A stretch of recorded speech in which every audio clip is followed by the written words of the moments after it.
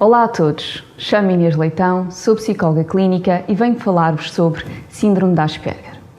A Síndrome de Asperger é uma perturbação global do neurodesenvolvimento, que se caracteriza essencialmente por um déficit na socialização e por comportamentos e interesses restritos e repetitivos.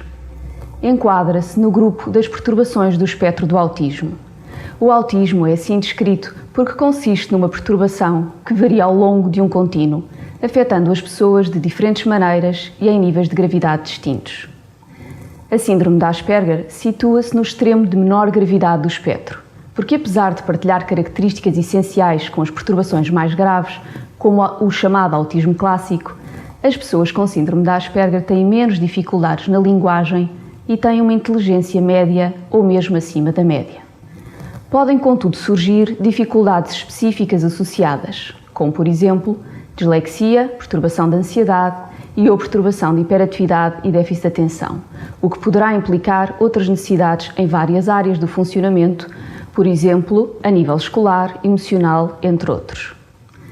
Para o despiste de síndrome de Asperger é necessária a manifestação de características particulares ou dificuldades em 3 áreas principais: comunicação, interação social e comportamentos, interesses restritivos, repetitivos, estereotipados. A síndrome de Asperger é uma perturbação que não se manifesta no aspecto físico, pelo que não se consegue dizer que alguém tem esta síndrome através da sua aparência. Atualmente, também nenhum exame médico permite realizar este diagnóstico. Assim, o reconhecimento do conjunto das características e dificuldades da síndrome de Asperger é apenas possível através da observação do funcionamento e comportamento em diferentes áreas, sendo este despiste baseado na avaliação do comportamento e do desenvolvimento. As causas da síndrome de Asperger ainda estão a ser investigadas.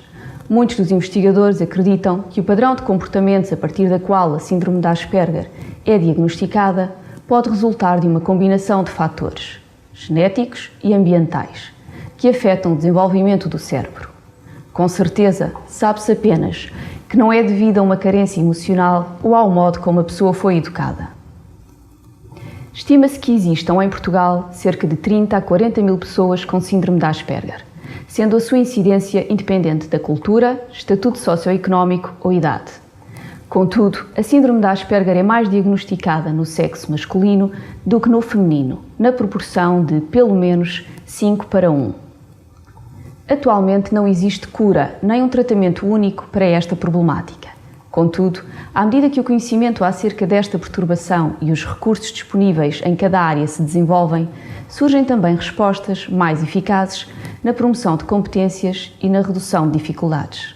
Deste modo, em muitos dos casos, torna-se possível alcançar progressos significativos, minimizando em grande parte o impacto destas dificuldades na vida diária. Como as pessoas com síndrome de Asperger apresentam características com menor impacto do que aquelas que têm autismo, pode demorar mais tempo até receberem um diagnóstico. Isto pode significar que as suas necessidades particulares permanecem desconhecidas durante muito tempo.